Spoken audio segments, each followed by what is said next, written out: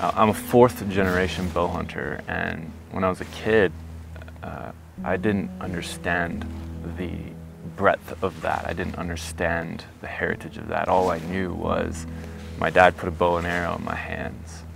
And when it was time to shoot that bow and arrow, and when we were shooting together and in the woods together, I could see something in his eyes, and I could tell that there was something incredibly important that was happening. And I knew that there was something there that was bigger than me, and I barely had scratched the surface. For Jordan Reasoner, it is written. It is written that hunting is in his blood. It was written that he fought through an autoimmune disease to transform his body for what he loves to do, and that is to hunt. When you meet Jordan, you'll be taken aback by two things: his humility and his unassuming demeanor. Under the surface, you will find one of the most intelligent and spiritual individuals you may ever encounter. He lives to have a deeper connection to the outdoors. He lives to constantly improve who he is, so that he can better serve others. Because in the end, it is written.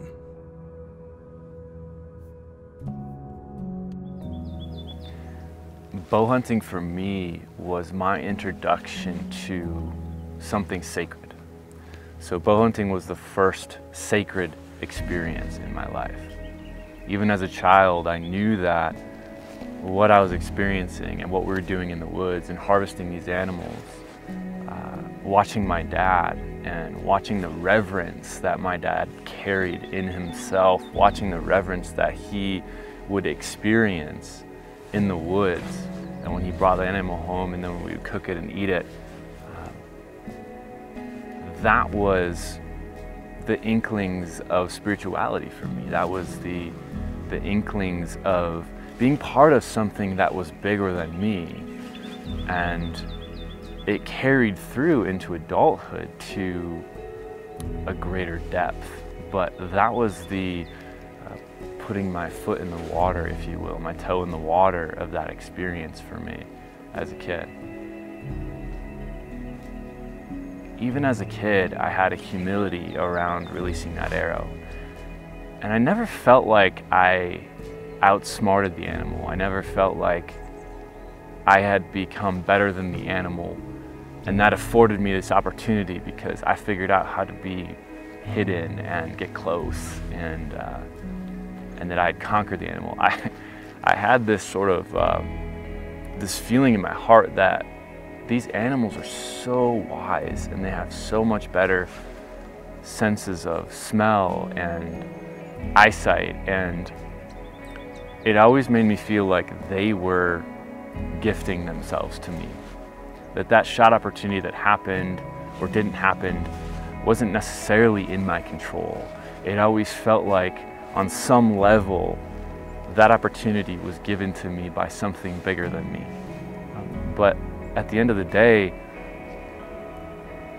killing is not the word that I would associate to my experience of harvesting an animal in the backcountry.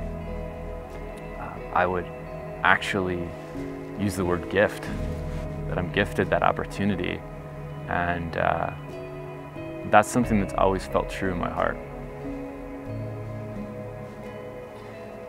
My whole life growing up, I was a sick kid, and they could never figure out what was wrong with me. And finally, after my mom and dad passed away in my early 20s, they figured out that I have an autoimmune disease and that it had ravaged my body most of my life. And so it was always a dream for me to move out to Montana and explore the mountains and learn how to hunt elk and mule deer in the backcountry. And when I was diagnosed with autoimmune disease, the doctors always told me, hey, there's nothing we can do about this. There's been a lot of damage.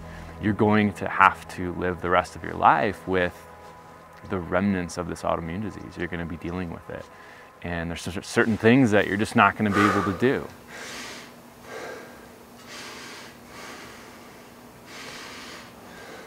I started to meet people like Dustin Diefendorfer from Mountain Tough, and he had a different story for me. he had a different belief for me.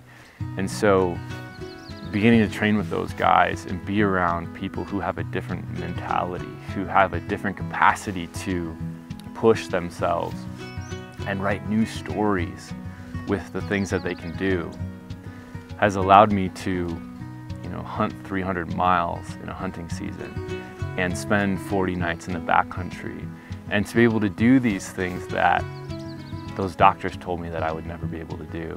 And that's something that I'm extremely grateful for. So I have "It Is Written" tattooed on both of my biceps. And the reason that I have that tattoo, the why behind that tattoo, is to remind me that my life and my story is not written by these hands, my hands, the arms that this tattoo is on. It's to remind me that my story is written by the hand of God. It's written by something greater than myself. And I've been through too many things in my life to believe anything different at this point. My name is Jordan Reasoner. It is written that I'm a 4th-generation bow hunter, that I'm a father, and that my purpose is guided by God. Everyone has their own story. This is mine. It's in the blood.